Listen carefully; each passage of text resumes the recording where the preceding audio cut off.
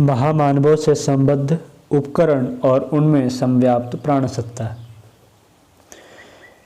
यह एक मान्यता युग युगों से चली आ रही है कि महामानवों देव पुरुषों के संपर्क में आने वाली हर वस्तु उनकी दैवी शक्ति से ओतप्रोत होने के कारण श्रद्धास्पद पूज्य हो जाती।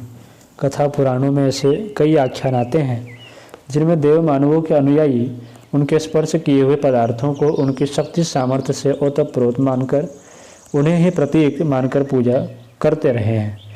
भरत जब राम द्वारा वन से लौटा दिए गए तो वे अपने साथ भगवान की खड़ाऊ लेते आए जो उन्हें आत्मिक संबल मार्गदर्शन देती रहीं।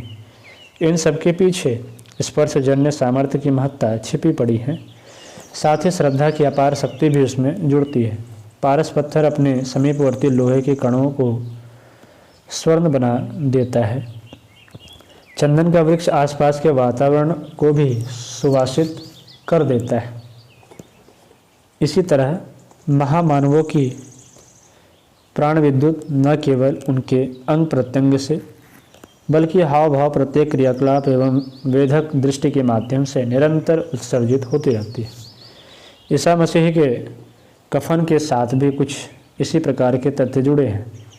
काफ़ी समय तक इन्हें किवंदित माना जाता रहा। सन 1898 में सेकोंदोपिया नामक छविकार ने उक्त वस्त्र में ईसा मसीह का चित्र निगेटिव के रूप में अंकित कर ईसाइयों के इस श्रद्धा आधार को बहुत बड़ा संबल प्रदान किया। यह छायांकन कैसे उभरा, यह वैज्ञानिकों के लिए एक अचंभा ही बना हुआ है।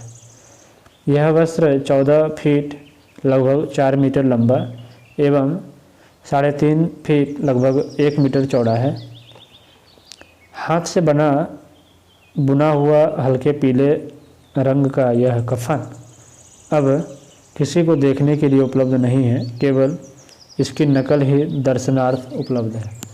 यह पवित्र धरोहर उत्तरी इटली के ट्यूरियन कस्बे में स्थित चर्च में चांदी की एक छोटी पेटी में विशेष प्रार्थना गृह की वेदी पर 14वीं शताब्दी से रखी है। पहली शताब्दी में यरूशलेम से भागने वाले ईसाई इसे अपने साथ लाए थे। पिछले 300 वर्षों में 12 बार ही जनता को इसके दर्शन कराए गए। इसे 5वां एंजल मानकर इसकी पूरा ईसाई समाज श्रद्धा से पूजा करता है। देवदूत ईसा के महान उत्सर्ग की प्रत्यक्ष गवाही देने वाले इस वस्त्र पर स्वर्गीय आत्मा की छवि किस प्रकार उभरी, इसके संबंध में बहुतों ने खोज की है। उन्हीं खोजियों में से एक ब्रिटिश लेखक जैफ्रेस कहते हैं कि मृतक के शरीर से फूटने वाला विकिरण ही वस्त्र पर आकृति के उभर आने का कारण है, क्योंकि मृतात्मा देवदूत स्तर की थी। विकिरण का प्रभाव इतना अधिक था कि उसकी आकृति उनके परिधान पर स्वयं उतर आई। अमेरिकी अंतरिक्ष वैज्ञानिक डॉक्टर जैन जैक्सन ने कंप्यूटर एनालिसिस के बाद इस चित्र को त्रिआयामी बताया है। यह अपने आप में एक ऐसा आश्चर्य है जिसकी वैज्ञानिकता खोजने पर भी मिल नहीं सकती। हज़रत मोहम्मद साहब का बाल जो श्रीनगर जम्मू कश्मीर की हज़रत बल दरगाह में रखा है और बुद्ध के दांत जो रंगून के एक पूजा गृह में रखा गया है, अपने अपने मतावलंबियों के लिए वे प्रेरणा के स्रोत बने हुए हैं।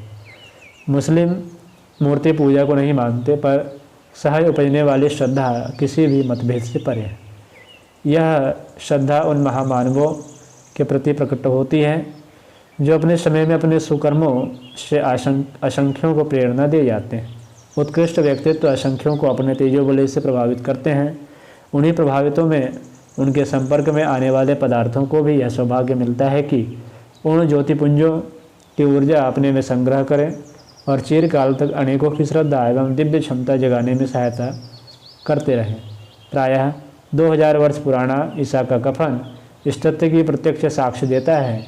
इस प्रभाव शक्ति का एक अतिरिक्त प्रमाण है कफन पर ईसा की वैसी छवि का उभरना जिसमें किसी भी रासायनिक पदार्थ का उपयोग नहीं हुआ है। ओम।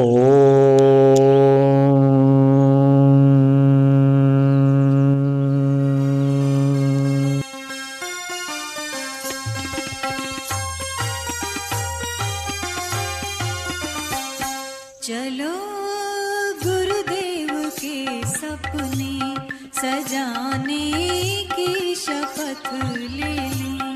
चलो गुरुदेव के सपने सजाने